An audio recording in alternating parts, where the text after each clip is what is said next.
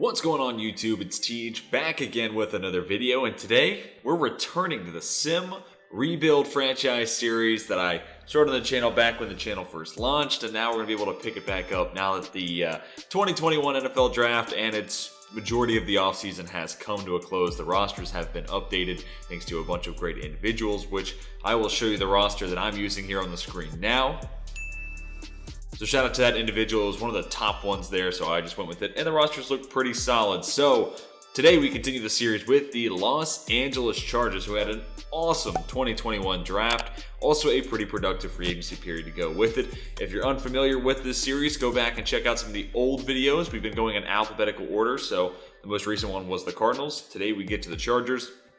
We'll go through 3 seasons. Of course, we'll simulate during the regular season. We'll go week by week if we make it to the playoffs, and then you'll also get to see the moves I would make if I were the LA Chargers GM in these upcoming offseasons. So, without further ado, hopefully that's properly explained, and we can get right into it.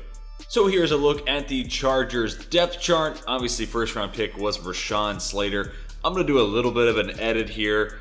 In my opinion, he's just better than normal dev, so I'll bump him up to star. Nothing crazy. Offensive linemen tend to not get awesome development traits in this game, so as much as I think he can be and will be a superstar at the NFL level, we'll leave it at star for right now.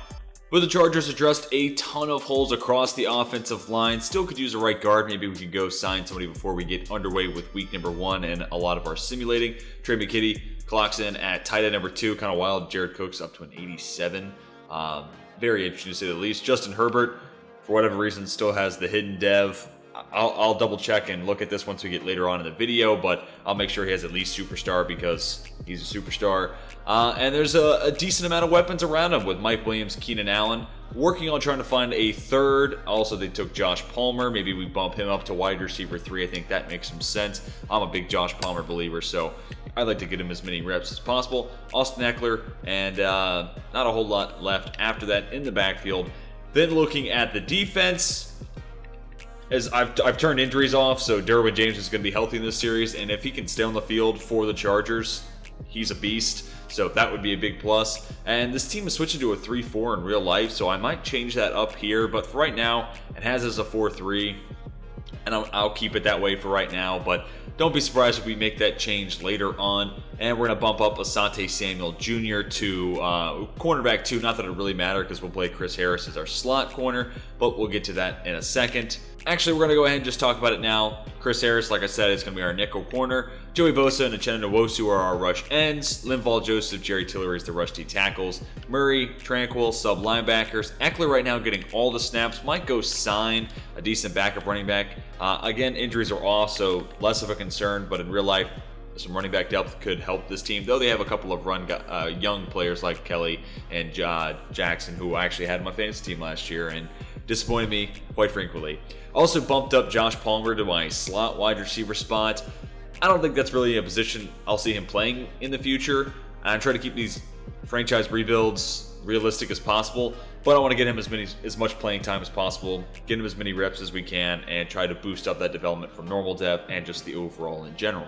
So I thought about adding a running back, but after looking at Justin Jackson, and more so Josh Kelly, Kelly has that power back element to his stats, so I think I'm okay with this current running back room, but I do think I'm going to add a guard. And the player that we're going to sign is Jason Peters. He's just the highest overall guard left, so our dev is certainly nice. 77 overall is okay. We're going to kick him over to right guard, which is a little different. He's been playing left tackle, then shifted to play guard on the left side. But for us, he's going to play right guard, and it's going to be great. So actually amending that statement, trying to keep it a little more realistic, if Peters were to sign with the Chargers, they probably would keep him at left guard. And Matt Filer is somebody who is very flexible, and they probably sign him because he can play a lot of different positions. So we basically kicked him over to right guard. So with all that taken care of, you know what the team looks like. We're going to go ahead and simulate to the midseason point in year number 1. So at the midseason mark, we are 3-5 and coming off an ugly loss to the Jacksonville Jaguars.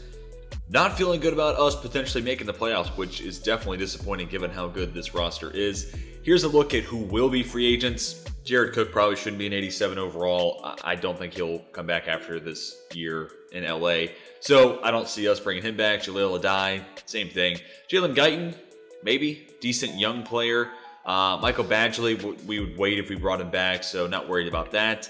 And then a lot of these other players are backups to aging players I think we can get cheaper later. So actually, I don't know how much we're really going to do other than, I guess, maybe bringing back Jalen Guyton. How much money do we have? Just under $65 million in cap room if we were to offer this deal to Guyton. I don't know. It's okay depth, I suppose, and he's only 23 years old. He wants more money, so I don't know about Jalen Guyton coming back either because he's a 72 overall. Here's what the AFC West looks like. So in Week 9, we take on the leader of the division, the Raiders. The good news is, at this point, we are 2 games back. Game and a half back, excuse me. So the division is definitely open. Kind of weird to see the Chiefs are just 4-4. And then after we play the Raiders, we have our bye week, which will hopefully help as well. Looking at some of the stats, Justin Herbert, top 10 in passing yards and touchdowns. The offense looks like it's doing okay, but the defense, 26th, I can totally see that. 22nd in scoring is not great. And Josh Palmer, look at that. On a lot of receiving yards, that's good. 26th in points allowed. Yeah, the secondary needs to get better, specifically in the safety spots. And then we got to get better at linebacker. And then maybe switching to a 3-4 will suit this team better. That's probably something I'll do after this first regular season. But for right now, we're going to go ahead and simulate to the playoffs, where I'll show you the stats and the award winners, and hopefully, maybe we sneak our way into some playoff action. Well, at the end of regular season number 1, we have indeed snuck into the playoffs. We did not win the division. The Chiefs turned around and won the division, but we must have made it as a wildcard team. We take on the Pittsburgh Steelers, the 11-5 Steelers to that point, and also Drew Tranquill. How about that? 11 tackles and a sack. AFC Defensive Player of the Week for Week 17. So here's a look at the bracket. We're the 7 seed taking on the Steelers. So we were the very last team to make it into the playoffs, and here is what the entire playoff picture looks like. Before we get into the game, I wanted to show some stats for the team. Looks like Justin Herbert put together a really nice year. 3-to-1 touchdown to interception ratio. Happy with that. QB rating up and above 100 if you value that stat. 64% completion percentage, certainly very good. 1,000-yard season for Austin Eckler, 4.2 yards a carry, 8 touchdowns. You'd love to see that. And then on the receiving numbers, 8 touchdowns, another 1,000-yard season for Keenan Allen. Josh Palmer did a lot from the slot. Maybe we keep him in that spot. I don't know about that, but Mike Williams also had a pretty good year, as did Jared Cook. Austin Eckler also getting 5 receiving scores and 370 yards rushing. And let's look at this offensive line. That's where this team's really made a lot of investment. Brian Bulaga gives up 11 sacks. He's an aging veteran. I'd be interested to see how hard he's hit with regression. Rashawn Slater, Jason Peters, not great numbers, but not too bad either. This is a team that always seems to have a bad offensive line. And then here's the defense. Kenneth Murray, fantastic year. Drew Tranquill was pretty darn good as well. Asante Samuel Jr. with 100-plus tackles is worrisome. And then when it comes to tackles for loss, leading the way, Joey Bosa with 19, also 9 sacks. Actually, not the most on the team if you see the bottom of the screen. Jerry Tillery with 12 tackles for loss. And our sacks leader, to my surprise, is Uchenna Nwosu. But I'll take it. And then we also have Joey Bosa. And then there's a steep drop-off to Linval Joseph and Jerry Tillery. And for interceptions, I see Derwin James has 3. He is tied for a team lead with linebacker Kenneth Murray and our nickel corner Chris Harris. 1 pick for Jaleel Adai, Asante Samuel Jr., and Ryan Smith. So all in all, not a terrible statistical season. And Michael Badgley, yeah, we're going to need you to make some more of these kicks if we're going to bring you back. And a lot of them, he missed 2 up to 29 yards. Yeah, we're not bringing back Badgley. Sorry, dude. So I wanted to show some of the statistical leaders from around the league. Matt Ryan tops in passing yards, followed by Zach Wilson making an immediate impact, and then Jameis Winston third. Interesting. Do we see that this year in New Orleans? Tom Brady leads the way in touchdowns. When it comes to rushing yards, no surprise here. Madden loves some Ezekiel Elliott. And then, oh my gosh, are you kidding me? 26 touchdowns for Nick Chubb, doing his best LaDainian Tomlinson impression. Oh my gosh. For the receiving yards, Julio leads the way, and Jamison Crowder always puts up crazy good numbers. And then Chester Rogers is third with 14 touchdowns. Tell me that leads the league. It's not. Of course, as we all assumed, Zach Pascal and Chester Rogers leading the way in touchdowns, followed by Antonio Brown, Deshaun Jackson, and then actually T. Higgins, who I could actually see having a high touchdown count this year. Kyle Pitts also with double digits at 11. Actually, just a ton of touchdowns going around. How many of those guys have double digits? That is unbelievable. Wow. Kind of some crazy numbers there, but anyways, Patrick Owunisor leads the league in tackles. Tackles for loss, league leader is Hassan Reddick with 21 and then just 3 sacks. I don't know about all that happening. And then the league leader in sacks, Khalil Mack with 19, followed by Von Miller, then Nick Bosa and Myles Garrett. And what about for INTs? With a 3 on our team, high enough? No, it is not. 5 for Jalen Ramsey, accompanied with Tracy Walker, Bobby Okereke, and Jamel Dean. Wow, what an interesting group of league leaders in picks. Fascinating. But what really matters, our playoff match with the Pittsburgh Steelers. We're going to go ahead and simulate the week and see if we can make it to the divisional round. It looks like we're the wild card team that got hot at the right time, coming away with the 24-14 win. And look, we were pitching a shutout till we gave up 2 touchdowns in the 4th quarter. Overall, a dominant performance for us. 1 touchdown, no picks for Herbert, 1-1 for Big Ben.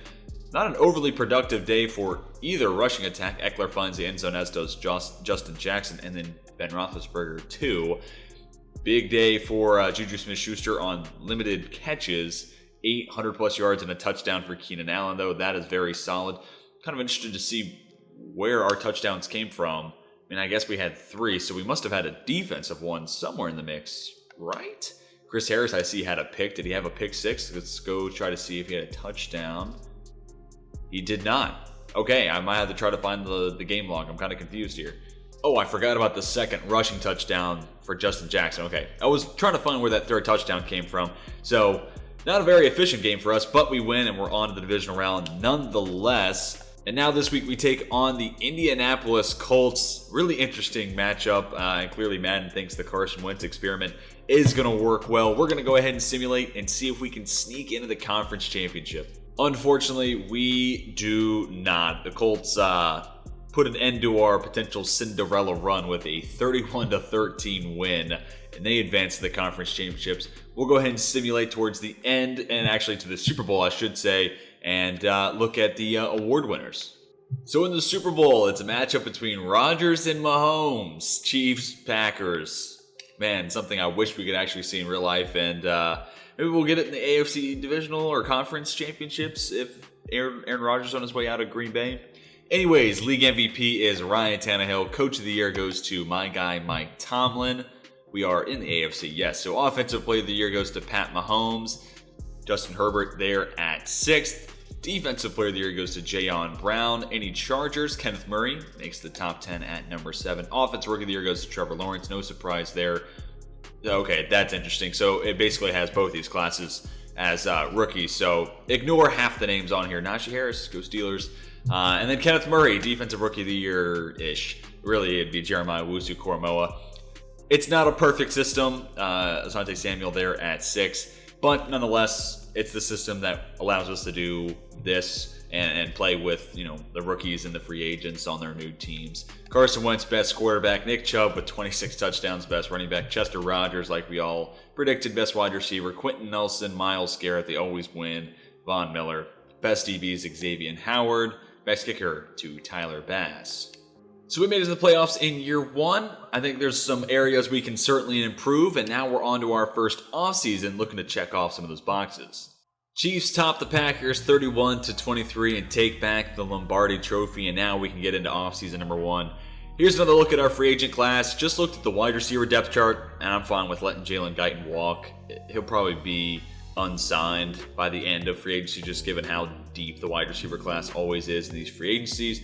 And then everybody else is a backup player that I'm not too worried about right now. So no re-signings. We can go ahead and advance to free agency. I almost forgot to do this, but I remembered at the last moment. I'm going to go ahead and start combing through the roster and find some potential cap casualties to free up even more money. We already have $68 million in cap space, but we might be able to free up a little bit more. So after going position by position, I'm happy to announce no bad contracts, at least contracts that we can get rid of right now and save money. It'd all be too big of a penalty, so no moves to be made there.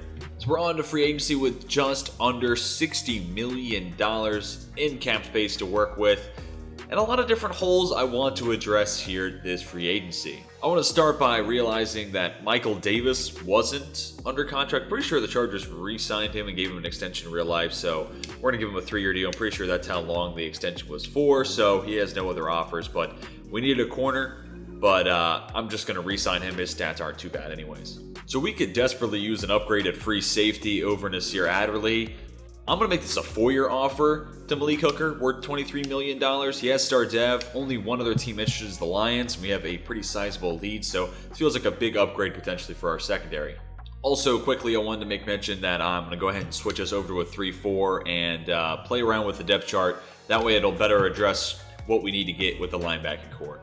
So after changing the scheme, Jerry Tiller is now playing right end with Linval, Joseph, and Jones at D-tackle spots. Moved Drew Tranquil from an outside linebacker position to middle linebacker. And now we're really just missing a left outside linebacker who can rush the passer at a high level. And I think we're okay. Uchenna Nwosu actually led our team in sacks, so I'm feeling okay with him at right outside linebacker. Now we just need the left. And I know I could just move Joey Bosa to left outside linebacker, but pretty sure in Brandon Staley's defense, I'm pretty sure Coach Staley's already said that Bosa is going to play 3-4 D end, which I totally think he can play that. And Dennis Gardeck looks like a fine enough player for us to add for the time being. And this is a pretty cheap, inexpensive 2-year contract, so at the worst, he's like a decent special teams player. So high contract points were the only offer. Should be a done deal after stage 1. As of right now, we have no left guard on the roster. Kalichio Semele, by far the best option. He has no interest, so I'm going to jump on it before everybody else does. And actually, he did have other offers, so I don't know why I just saw 0. I swear I saw 0 other offers. But nonetheless, we still lead the Bengals barely. And Jared Cook has a fair amount of interest from other teams. I'm almost more interested in Trey Burton anyway. A little bit younger, probably wants a little less money as well. Decent run block. The route running's not great, but I think he's a better player right now than Trey McKitty. I really don't know about a 4-year deal. We'll see if he jumps at this 2-year offer, 75 points. We're the only team interested, so I think we might be able to make that work. So that's all I really feel like doing right now at the end of stage 1. I know we still have $30 million in cap room, but there is just not a lot of players I really feel interested in bringing in and signing to a big contract, especially when down the line we have other players to make money for and we have to give big contracts to. So for right now, I'm going to go ahead and advance, and I'm not entirely sure we're going to do a whole lot more. So stage 2 brings the news of Kalichio Semele, Mike Davis, Trey Burton all accepting their contracts, so I think that leaves us with 3 other players who have not agreed quite yet, which is a little concerning. Actually, just 2, Malik Hooker and Dennis Gardeck, who we're still the only offer for. And the Lions made a push for Malik Hooker. I'll go ahead and bump up the money because he would be an upgrade. And feels like a good football player. And again, injuries are off, so that's kind of out of the window. Any team that would actually have to sign Malik Hooker would have to worry about that, but we get to cheat and not have to worry about that. Bumped up the money some, 118 points. This should easily get the job done, and it really wasn't that expensive. So we advanced to stage 3, and Dennis Gardeck and Malik Hooker signed. So I think we're pretty much done with free agency.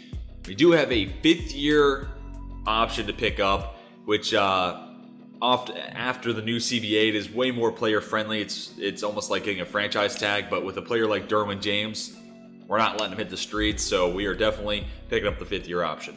So free agency has come and gone. Still plenty of good players left on the market, like Tim Patrick might be a decent wide receiver replacement. We didn't bring back Jalen Guyton, didn't feel the need to.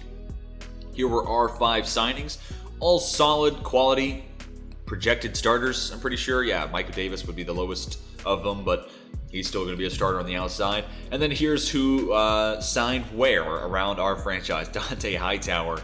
That is a crowded middle linebacker spot for Tampa.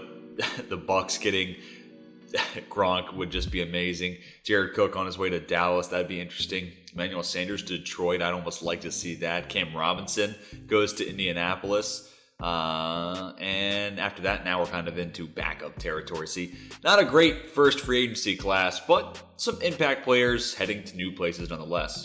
But now we're on to the NFL draft. I'm not even entirely sure what pick we have. 26 sounds about right, so we're going to go ahead and simulate to our pick.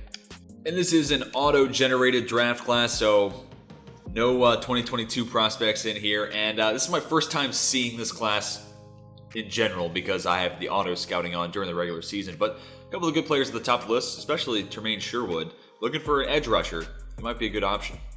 Late first round talent, solid top 3, not an overly fantastic athlete, but a decent option nonetheless. There's a pretty solid linebacker here in CJ Allen, could be a upgrade over Drew Tranquil, even though Tranquil moved up to star dev after his performance last year. Also a couple of centers, maybe we could kick them over to guard to replace Matt Filer. Not opposed to that. And a couple of D tackles, Madden always juices these classes with defensive tackles. A safety, also a corner. Really wouldn't hate going corner, especially if there's an early first round talent one like there is here in Tyrone Gold. 4.47 speed, not great, but he has the size. This is definitely a player I'm considering. Also, man and zone coverage in the top 3. You don't really see that often. There's also Joe Lippett here, who's an early first round talent at defensive end. I feel like we might be able to get him in the second round and then kick him back to outside linebacker. I don't think he'd be too small, not necessarily great size, but he wouldn't be undersized at the same point, and this might be decent value. So I'm going to roll the dice here and say that we can get Lippett in round 2. Tyrone Gold looks like a really special outside corner. I'm not crazy about Michael Davis. Also, even if we keep Davis around, maybe we kick Asante Samuel Jr. to the nickel spot, though I think he can play on the outside in real life. But Chris Harris is probably a contract we're moving on from next offseason to save some money. So Tyrone Gold is the pick. Normal development, definitely not great, but number 3 player in the class. We got him at 26, 93 speed, 77 man coverage. Definitely a good skill set we can work with right away. So we definitely are going a little risky here, assuming that Lippett will be available, but I really do hope that he is because he looks like a really special edge rusher. He was only one of the few left ends we scouted, and he is available. I'm sprinting the card in. Joe Lippett, also normal development, but number 9 player in the class. We got him at 58. We'll kick him back to right outside linebacker, and he'll probably start over the guy we signed this offseason. But 82 speed, 86 strength, 78 finesse move. Need to work on the block shed, but I think he's a day 1 starter. So I know it's been a defensive heavy draft, but it's going to continue to be with this pick. And then I think with our 4th round pick, we're going best player available here in Damian Nichols. Truthfully, he's actually probably not the best player available, but early 6th round projection. Want to grab him while he's on the board. Looks like a really nice Linval Joseph replacement after a year's time. Number 18 player in the class, we drafted him at pick number 90. There are his stats. Seems okay. Now on to the 4th round, we're going to draft another defensive end. Late first round talent, Paul Dunbar, 7th round projection. Overall, not a crazy skill set, but he might be better than Jerry Tillery in about a year's time. 72 overall, so doesn't have Tillery yet, but he could be a Tillery replacement in a year or so. Solid skill set, that power rush or something we don't really have. Do need to work on the block shed, but at the worst, a rotational edge rusher. So we let Jalen Guyton walk, and we could use like a small, shifty slot wide receiver. Though I'm not seeing a ton of fantastic options, so I'm thinking I might trade this pick away. But moving forward, a slot option would be nice. 6'3", a big body one here, potentially in play. But I think I'm going to trade this pick, and then I'll probably hand it off to the computer for the rest of the draft. So I'm going to go ahead and just take this future 4th round pick from the Tampa Bay Buccaneers. Had a few to pick from. Looks like the Colts are pretty good in simulation. Rodgers and the Packers are another team that offered one, and they're always really good. So I decided to go with the Bucs. Maybe Brady declines a little bit. Hard to think. But anyways, I'm going to go ahead and let the computer take care of the rest of the draft. So here's a recap of our draft class. Tyrone Gold, really happy with that pick. Also, Joe Lippett, an immediate impact starter. Nichols, Dunbar, future starters. And then the offensive line here in the 6th. That was the computer. And then also a wide receiver. So it actually addressed 2 positions I would have loved to have taken. I just didn't have them scouted. So that's why I kind of wanted the computer to take over. It would do a better job with those picks than I would. Top player in the class was an 80 overall running back going to New York, Trevor Bigsby. That offense is about to be crazy. We saw Zach Wilson was putting up big numbers. Bo Fitzsimmons, pretty solid overall, 78. Going to Arizona, a lot of weapons there for Kyler Murray. And then Tyrone Gold, number 3 player in the class. And here are some other names. Also got another Charger in there. So yeah, it looks to be a pretty solid first rookie draft class. Also, real quick, here were some of the retirements from the 2020 offseason. Probably should have showed you at the end of the 2020 season, but I will do that moving forward. So before we get into our second regular season, here's a look at the team. Justin Herbert's at an 85 overall with superstar dev. Keenan Allen and Mike Williams, a couple of good pass catchers, and actually it moved Josh Palmer down to wide receiver 4. That is not going to be the case. He is wide receiver 3, probably playing in a slot again. Austin Eckler, up to an 88 overall. The offensive line, looking pretty solid. 4 star dev players, and then Matt Filer, which sounds about right. Then for the defense, first year with the 3-4 look, Uchenna Nwosu and Joe Lippett. The rush outside linebackers with Murray and Tranquil. Manning it in the interior, Linval Joseph flanked by Jerry Tillery and Dunbar, hot on his heels as a potential successor. And then Joey Bosa is a stud, starting at left end. And actually, Tyrone Gold is our second highest overall corner. And I mean, Chris Harris is getting old. He's already regressing a little bit. Went from superstar to star dev from last year to this. So by next year's time, Gold might be our number 1 corner, which is kind of scary, but also exciting at the same time. And then Asante Samuel Jr. and Mike Davis. Malik Hooker, excited to have him in the secondary with Derwin James. And now for the specialist, Chris Harris Jr. still playing in the nickel, and we're going to keep Josh Palmer in that slot wide receiver role at least for 1 more year. Eckler getting all the touches, Joey Lippett, Uchenna Nwosu is the rush ends, and I'm trying something different here. Joey Bosa at rush D tackle, and then Jerry Tillery. I'm just thinking if it's a 4-man front, ideally I'd have Lippett, Bosa, Tillery, Uchenna Nwosu in that order from right to left, left to right, either way. Rushing the passer. 3rd and 10, those would be the 4 guys I would want going after the opposing QB. Then, of course, Murray and Tranquil as the sub linebackers. So we made it to the playoffs last year. This team looks even better this season. We're going to go ahead and simulate to the midseason point where I'll predict a 5-3 record. Well, we've reached the midseason point, and we do not have the record that I was hoping we would. Instead, we are 3-4 coming off of our bye week. Kind of disappointed, but we were a second half team last year. Made us the last wild card team, so maybe we can do the same thing again. Here's a look at our free agents. Chris Harris probably not coming back. Only 89 speed. That's pre-regression. You can factor on him probably at least losing 1 more. Mike Williams, we'll see about his stats, but I don't know about paying him $11 million when we can get a cheap slot wide receiver and have Josh Palmer absorb Mike Williams' role. Linval Joseph already drafted his replacement. Colicchio Semele, maybe. That we may bring him back just out of necessity, but that's probably something we look at during free agency. And then here's a huge one. I'll have to wait and see his stats at the end of the year to see if it's worth it, but 9.5 sacks last year. Uchenna Nwosu is looking for huge money. He's looking for Bosa bags, and we might have to give it to him. We might have to pay up. He's only an 80 overall, though, so I'm kind of hesitant giving that much money at somebody who's, he's good, he's solid, but we'll see how his stats look. And then the rest, I'm going to go ahead and sign Aldrich Rosas just because the computer signed him, and I forgot to sign one last offseason, and he doesn't even want that contract, so that's awesome. I'll try not to forget a kicker this offseason, but nonetheless, everybody else looks like backup options, so that's kind of where we're at right now. I'm going to sit and wait on some of those bigger, younger players, but for right now, not a whole lot we can do. Here's a look at the conference standings. A couple games back of the Broncos. We have the same record as the Chiefs, who they also got hot in the second half. Here's a look at our stats. Justin Herbert, nothing crazy. Top 20 when it comes to the offensive yards, and then 19th in defensive yards. Not fantastic, just overall. Not putting it together, but 9th in scoring. I can live with low yardage if you give me high scoring outputs, and then 27th in points allowed. Interesting. Hopefully history can repeat itself and we can be the hot second half team. We're going to go ahead and simulate to the playoffs, and hopefully we'll be back in them again this year. So we end the regular season with a 7-point loss to the Baltimore Ravens. We did not make the playoffs, which is big time sad. Final record of 5-11. Man, we took a huge step back. That is not good. And really, we didn't lose anybody other than Jared Cook, which Jared Cook is not the reason why all this happened. But we changed defenses? I don't know. Man, that is really disappointing. Well, we went ahead and simulated towards the Super Bowl. It's a matchup between the Saints and the Ravens. Here's the entire playoff bracket. If you care, won't hold on the screen, but for so long, pause it if you are interested. But a matchup between the 1 seed in the NFC and the 6 seed in the AFC.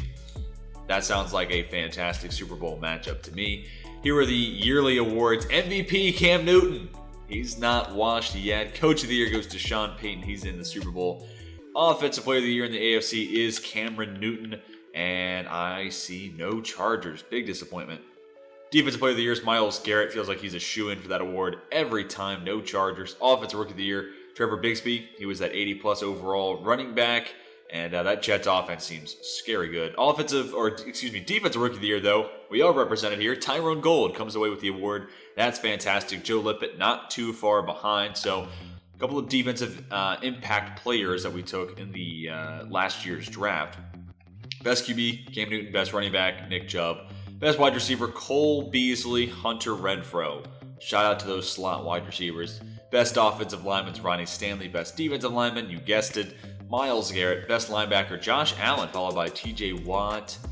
No Chargers here. Best DB, Tyrone Gold. Not only did he win Defensive Rookie of the Year, but he was just the best DB in the AFC. Wow, that is awesome.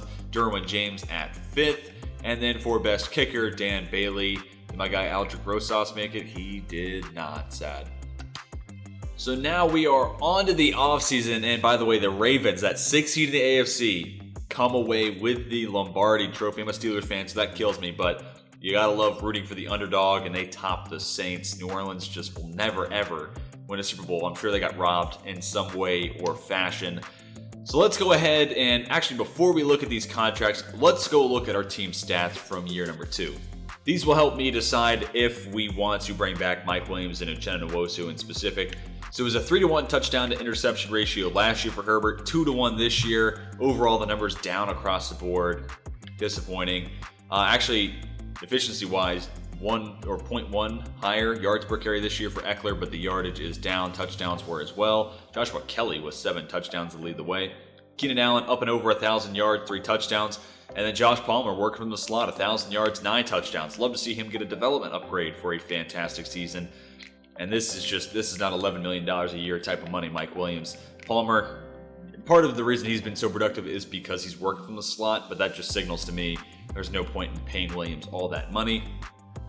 For the offensive line, whoa, Rashawn Slater had an abundance of problems. That is not good. And Brian Bulaga also gave up 12.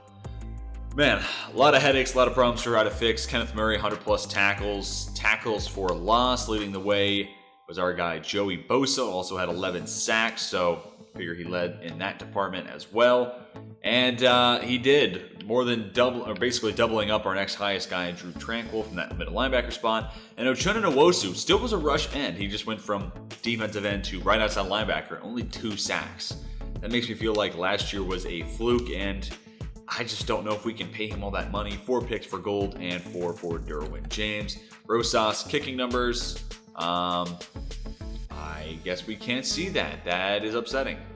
Here are the 2021 retirements, including Big Ben and Aaron Rodgers. A couple of huge names. Richard Sherman, Matt Ryan. Oh my gosh. Huge, big names. Antonio Brown. All these players stepping away. So that is pretty crazy. And I wonder how that changes specifically the Green Bay Packers, who still had Aaron Rodgers. Might be a door open there in the NFC. But let's go ahead and look at these contracts one more time. Definitely don't think we're bringing back Chris Harrison. Actually, Harris must have been one of the names that retired because he is no longer here. Mike Williams, his offer went up. I can't see us paying him that much. Kalichio Semele, I'll wait till we get to the open market. Maybe we get somebody who's a better mix between pass blocking and run blocking. And then Uchenna Nwosu, his offer went up. I just can't see us paying a guy who had 2 sacks that much money. Justin Jones, actually, we're going to get rid of both D tackles. We should probably bring back one of them. Jones, Linval Joseph. Joseph's really not looking for that much, and he's still an okay player. I'll give him this offer, $7 million, and he's not interested in signing right on. Honestly, not that big of a deal that Joseph didn't want to come back. There was always an abundance of defensive tackles in the draft. So without further ado, let's head into free agency. And before we actually start looking at who is a free agent, wanted to go through the roster and see where we might be able to save some money. We have a good amount of cap space, but Brian Bulaga might be someone who we come back to. We could save almost $11 million by cutting him, So if we get into a pinch and there's maybe a better right tackle option available, don't be surprised if we come back and release Brian Bulaga. Another name, maybe if we need a couple $1 million, Gardeck could also be someone we release. But overall, it looks like we really don't have a roster with any glaring cuts, like someone that we can easily get rid of. And we need to add a lot of cornerback depth as I'm looking at this screen. My word. Whoa, what a name we could add as we get to free agency. Okay, hold on. We got money to spend, and we are 100, spending a ton of it. Look, we couldn't bring back Mike Williams, but what better replacement is there than Davante Adams? 29 years old, but still a 99 overall. We could get better at middle linebacker. But without hesitation, I'm making an offer here to Jair Alexander. I don't know where Mike Davis went. Maybe he retired too and I just glossed over his name. But I will give Jair all the money he wants and then some. Right now, we're the only team interested. But I can't think that stays that way for long. Also, maybe we could add someone like Michael Gallup. He might be a little cheaper than someone like Davante Adams. But, dude, the star power in this class is unbelievable. So let's start with a position I know we need to get better at. Instead of bringing back Kalichio Semele, I'm going to make an offer here to Laken Tomlinson. A little bit younger, slightly higher overall, more balanced skill set. Osemele is not a very good run blocker, so I'm going to make the 1-year offer to Tomlinson, 92 points. Hopefully we can get him after stage 1. Also, I'm intrigued by Alex Kappa as a potential upgrade over Matt Filer, who we could cut and save a couple $1 million, so we might come back to Kappa here and really solidify the interior of the offensive line. So right now, Uchenna Nwosu has just one team interested, and there's a better player right above him looking for more money nonetheless. But man, Bradley Chubb would be such a money fit for our defense. I don't know if I can pass this up. 7-year contract's huge, I'm not denying that. But I'm going to go ahead and make the offer. Also, you all should be proud of me. I'm remembering to go out and sign a kicker, and Evan McPherson actually looks like a beast. So hopefully that solidifies some of our problems with our kicking woes. So as I'm looking over these wide receivers, I think I have to throw out an offer to Davante Adams. I'm not going to be able to give him nearly the money he wants, $117 million, actually about half of that, so only 44 points. Right now we're his only option, or only offer. If he says no, we have Zach Pascal, or actually I think Russell Gage Jr. will be my slot guy. But if we somehow steal Davante Adams, we're going to use him as a big body slot guy. I mean, his stats are just unfreaking believable. 99 short, 98 mid, 97 deep route running with 99 catch and traffic, spectacular catch. Like, come on. You have to at least throw out what you have in his direction. But anyways, we gave out some huge contract offers. We're going to go ahead and advance 1 week on to stage 2. Evan McPherson has accepted his contract, as did Jair Alexander, Laken Tomlinson, and Bradley Chubb. This team is looking a little ridiculous right now. Let's go. And we're still the only offer for Davante Adams. I do try to keep these videos realistic though. So in the sake of doing that, I'm going to go ahead and withdraw my offer. Hopefully someone else makes an offer because he always ends up being a free agent for no reason.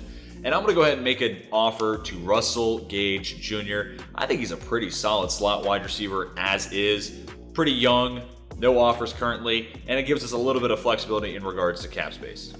So I advanced to stage 3, and Russell Gage Jr. did accept the contract offer we gave him. That's going to move Josh Palmer to the outside. Excited for what that might mean. And we have a 5th-year option, and I'm not going to pick it up. Jerry Tillery, I think we're going to move him back to D-tackle this year, I think. And he's been fine, but he's just not worth what would be close to a franchise tag type of number. He just hasn't been that great in the series or just in real life in general. So at the end of free agency, here are some of the players still available on the open market. These players will get signed after the NFL draft, or at least a few of them. Chris Harris Jr. still on the market if we decide we want to add another corner to our room. Here's a reminder of our signings: Jair Alexander, Bradley Chubb, a kicker, slot wide receiver Russell Gage Jr., and Laken Tomlinson, an upgrade at left guard. Davante Adams going to Cincy with Boyd, Higgins, Jamar Chase, Auden Tate. No excuses for Joe Burrow. Fred Warner on his way to the Jets to play with Robert Saleh. Deron Payne also headed to Cincy. Gallup heads to Green Bay. Washington football team signs Baker Mayfield. How fun would that be in real life? Nyheim Hines out to Pittsburgh. AJ Boye goes to Tennessee. Uchenna Nwosu goes to Washington football team as well, as does David Njoku. Interesting. Brady's going to Carolina. Whoa. Auden Tate's actually headed to Tennessee. My mind's being blown up. Cameron Sutton's going to Washington football team. A lot of big moves here in year number 2 of free agency. But without further ado, let's go ahead and jump into the draft. And I hadn't even realized we have the number 3 pick in this year's draft. So we're getting an impact player, and maybe this is actually where we go wide receiver, depending on what's on the board. I haven't seen the board yet. But first, here's a look at our team. Might try to go offensive line in like round 2 or something. But Josh Palmer did get star dev after back-to-back really solid seasons, so maybe wide receiver isn't a huge need. Could also look to tight end, potentially. Another linebacker, maybe an edge, an upgrade there. Corner. I don't know. This team's feeling really good after that offseason. So, really with the number 3 pick, we could trade it and get another valuable weapon. We'll see. I'm intrigued by what's on the board at our pick. So there are some first-round talents here at the top of the board. Early first-round player in Deion Hitchens. I mean, we took a right end last year, but this guy looks significantly better, and what better way to help boost our pass rush than with Hitchens. Also, Chris Pinkston, had a hard time saying that name for whatever reason. Not the spot we're going to take a guard. There is a QB. There's also a tight end. Don't think we're going to take him right here, right now, but my God, look at those numbers.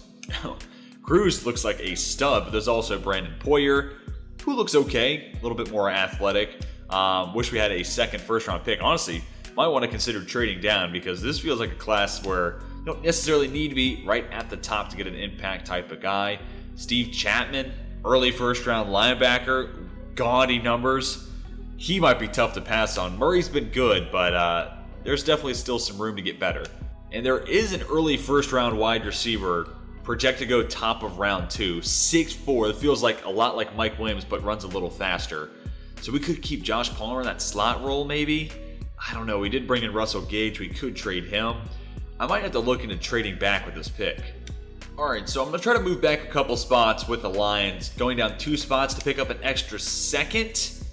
Decent amount of value. Might talk to Miami or Indianapolis instead. All right, so trying with the Dolphins to get pick 6 and their second round pick. A little bit closer. It's just crazy because in the real NFL, teams are jumping all over this, but looks like we might have to give up a little bit of value. We have a couple of fourths, so that makes me feel okay giving up some of that. I don't know, the Dolphins still aren't super interested, which is mind-boggling. So now I'm going to try the Colts at pick 7. I feel like that might be too far of a drop, so I don't know. Maybe I'll go back. I'm having a hard time deciding here. Going back to the Lions, maybe a 1 and a 3 gets this deal done, and I still would have to give up value. Man, I might just go ahead and take that right end and just go best player available. I also like that linebacker a ton, and I was really just trying to trade down and get an extra asset out of this, but at this point, it's too much of a pain in my neck.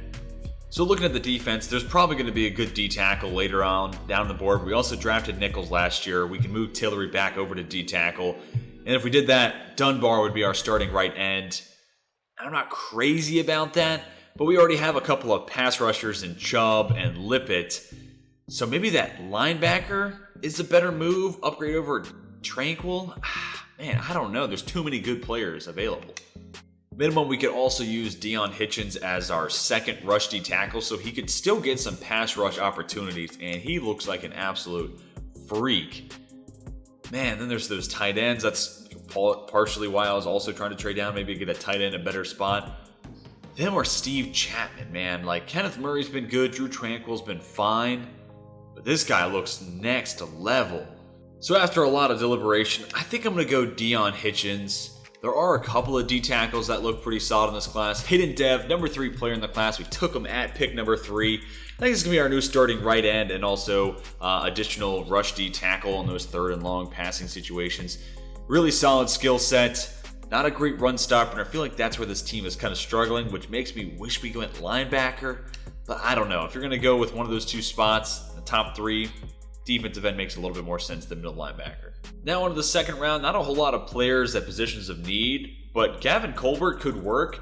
Pass protector archetype. I'm going to kick him over to right guard, I think, and he is an overall better than Matt Filer, so at the minimum, I think that's an upgrade at that position. Do need to work on the run blocking stats because those are far from good. So we're now in round 3. I'm going to take an interesting prospect here in James Murray. 4'3", 40, 5'11". There were some shorter wide receivers, so he's got decent size compared to what else was available on the board. Only a 71 overall, but just an absolute burner. 95 speed, great deep route running considering he's a 71 overall. So not a bad player, and just add some more depth and really add to wide receiver we don't have right now. On to our 4th round pick. I'm going to go ahead and take Hudson Pritchett here. second round or early third round talent, excuse me, 5th round projection. So it feels like a decent value here. Kind of a solid skill set, good value too. Feels like a Kyle Rudolph-like wide receiver, even though he has no route running ability whatsoever, but sure-handed. So you can throw him in the mix. We already kind of have a few decent tight end options that are better though.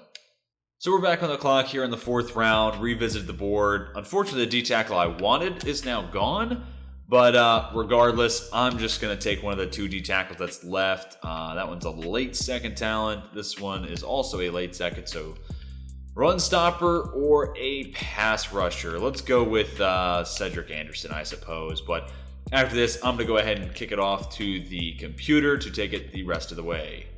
So here's a recap of our final draft class of the video. Starter at defensive end, starter at guard/center, interesting wide receiver, tight end, and depth D tackle, and then the computer took it the rest of the way with a few backup players.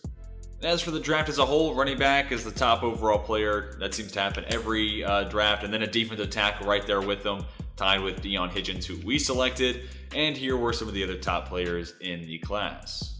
So we are on the cusp of the 3rd and final regular season of the video. Hopefully you all have enjoyed. If you did, please hit that like button. I'll hit on that again at the end of the video. Here is a look at the team. We're an 85 overall, 83 offense, 89 defense. So I'm hoping that helps us out a ton. Herbert's up to an 87. Eckler next to him at an 89. Keenan Allen at a 96. Russell Gage, technically wide receiver 2 with Palmer wide receiver 3, but Gage is going to be our slot wide receiver. Hoping for a better year out of specifically our tackles, Rashawn Slater and Brian Bulaga, but the rest of the offensive line doesn't look too bad. Actually, I need to switch Colbert over to guard, so he will start over Matt Filer, but I'll do that here in 1 second. And here is the defense, Hitchens and Bosa starting at the respective defensive end spots, Tillery and Nichols between them. And then the linebacking core looks very similar, but instead of Uchenna Nwosu, it's Bradley Chubb. Hooker's up to an 82 with Derwin James at a 94 overall. We also added Jair Alexander this offseason, so he in gold on the outside with Asante Samuel Jr. in the nickel. Watch out, that is lethal. Might add a 4th corner just so we have somebody better than a 66 overall as well. And here are the specialists. It's going to be Asante Samuel in the nickel, Russell Gage working the slot, Eckler getting all the touches, Lippett, Chubb as the rush ends, Bosa and Hitchens as the rush D tackles. Hopefully that does work out. In my mind, it makes sense, but hopefully it does in the game as well. Kenneth Murray, Drew Tranquill, again, the sub linebackers. And for our 4th cornerback, I didn't realize Michael Davis didn't retire. I don't know what was going on. We gave him a 3-year extension earlier in the series, but he's on the open market. We'll just go ahead and try to bring him back. So with all that taken care of and all sorted out, let's go ahead and simulate to the midseason point in our 3rd and final regular season. At the midseason point, all the money we spent in free agency and our good drafts is paying off. We are 6-1, and we got a good contest against the Bills in week 9. You won't see this all season because that's after this regular season, that's it. But here is who would have been free agents. Corey Linsley would have been someone we would have liked to keep around. Obviously, Derwin James we would have paid all the money in the world to. We'll go ahead and do it anyways just because that's probably a little low for what he should be asking, but went ahead and did that. Brian Bulaga, you would imagine they move on from him. Lincoln Tomlinson, maybe I would have brought him back, but it depends on what else was available. Trey Burton probably would have moved on. Gary Tillery, that's not an overly expensive contract, so I might have brought him back at that point. Nasir Adderley, probably not. Dennis Gardeck, wouldn't bring him back. Drew Tranquill's kind of interesting. Had some good productive years. That's a pretty cheap contract. Maybe would have brought him back, and then everybody else are backups, and then Michael Davis, pretty cheap contract. Probably would have kept him around for depth. The AFC West looks very competitive at the top with us and the Kansas City Chiefs, both with only 1 loss on the year. Here are the stats. Herbert's putting together a fantastic season. We have the number 5 offense in regards to yards, number 6 defense. So poured a lot of money into that defense, and it has paid dividends. 12th in scoring, Keenan Allen 3rd in receiving yards. Fantastic. And the number 2 scoring defense. Let's go. This team is in a prime position to try to win a Super Bowl in our 3rd and final year. Now we will simulate forward to the playoffs, where I expect us to maybe even have a first round bye, but certainly be involved. Well, no first round bye, but we are in the playoffs nonetheless. Looks like we didn't win the division either, but 3 teams from the AFC West with double-digit win totals at the expense of the Broncos, going 3-13, getting beat up by everybody else. The Chiefs win the division at 3-13. We are in a wild card matchup with the New England Patriots. But first, let's go ahead and look at the award winners, then some of our stats. Actually, this is weekly award winners, sorry, not yearly award winners. 2 picks for Asante Samuel. And while we're talking about numbers, let's go ahead and look at the stats. So we finished the regular season with the number 8 offense in regards to yardage. Herbert top 10 in yards and touchdowns. Top 5 defense in regards to yards. Fantastic. 9th in offensive output. And for our defense, it finished first in points allowed. Awesome. So glad we spent all that money. Herbert, a fantastic season. His best of the series so far. Rushing numbers, best of the year or best of the series. For Austin Eckler, double-digit touchdowns, 1,100 plus yards, awesome production.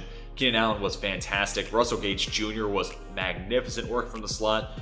Small dip in production from Palmer, taking him away from that slot position, but was pretty solid nonetheless. So was Trey Burton. And for the offensive line, Rashawn Slater still gave up a ton of sacks, but everyone else was a lot better, and even Slater's numbers were improved. For the defense, Murray and Tranquil lead the way when it comes to tackles. Tackles for loss, leading the pack is Deion Hitchens. There we go, our rookie making an impact, tying with Joey Bosa for a team best. And Joe Lippett not too far behind. And we see Joey Bosa, 15.5 sacks, Lippett with 9.5, Chubb with 8.5, Hitchens with 6.5. This pass rush, that's exactly why we were a top-end defense, and maybe the best defense in the league. 2 picks for Drew Tranquil, and the 2 picks for Asante Samuel last week was his entire season's output. So that's pretty solid, and then a handful of guys all getting 1. Also, Evan McPherson, a fantastic offseason signing. Really happy with that. He was pretty darn good. But let's go ahead and simulate 1 week and see if we can get the best of the Patriots and advance to the divisional round. Man, this one hurts. We dominated in so many different offensive categories, but we come up just short to the Pats, 28-23. Here's the box score: 2 picks and 2 touchdowns and a pick for both quarterbacks. Rushing wise, Sony Michel, Austin Eckler, Damian Harris. Yes, the Pats had our number there. Also a touchdown for Roosevelt Nix, the former Steeler. Fantastic fullback. Good game for Russell Gage. Trey Burton was also pretty productive. Josh Palmer finds the end zone. But man, we fall just short. That's really disappointing. When it comes to the sack output, we didn't get a whole lot of pressure, and I think that's really the difference. Instead, Chase Winovich gets a pair of sacks. Christian Barmore gets 1 as well. Interceptions going to Devondre Campbell and then Tyrone Gold, who was a stud for us in this rebuild. So I advanced to Super Bowl 57. It's a matchup between the Browns and the Washington football team. 2 franchises desperate to get a Lombardi. Here are the yearly awards. A couple of Wilsons actually at the top. Zach Wilson nudges Russell Wilson for the league MVP. Justin Herbert makes it at number 7. Coach of the year goes to Matt LaFleur, going 15-1. Kevin Stefanski on his heels, going 14-2. AFC Offensive Player of the Year goes to Zach Wilson, and Justin Herbert finishes 5th. Defensive Player of the Year winner is Devondre Campbell. Devin Bush on his heels. And unfortunately, no Chargers. Offensive Rookie of the Year goes to the quarterback. The Steelers took Peter McCormick. And actually, Derek Randall did make it into the conversation, or at least consideration for us. Defensive Rookie of the Year, Deion Hitchens, our guy, wins the award just ahead of Chance Kendricks. And that's all for us. Best QB is Zach Wilson. Herbert's at 5th. Best running back, Josh Jacobs. Austin Eckler, I knew had to be in consideration. He was 4th. Keenan Allen just falls short to Jamison Crowder for best wide receiver. Best offensive lineman, definitely won't see any of our players there. Best defensive lineman, DeForest Buckner, wins. And no Chargers, disappointing. Best linebacker is Devondre Campbell. Maybe a Charger here? No, that's weird. Best DB is Denzel Ward. And again, no Chargers. That's interesting. Best kicker goes to Mason Crosby. And there's Evan McPherson. But that is going to do it for the video, everybody. Hopefully you all enjoyed. If you did, please hit that like button. It would help me out a ton. And if you're new to the channel, want more sports content in your life, please consider subscribing. Go ahead and sound off in the comment section. Where did I go wrong? What could I have done to make this team win a Super Bowl? And let me know, do you think the Chargers will win? Not could they, will they win a Super Bowl in the next 3 to 5 years? But that's all I have for you. Hope you all have a fantastic rest of your day. And until next time, my name is Tej, and I am signing off.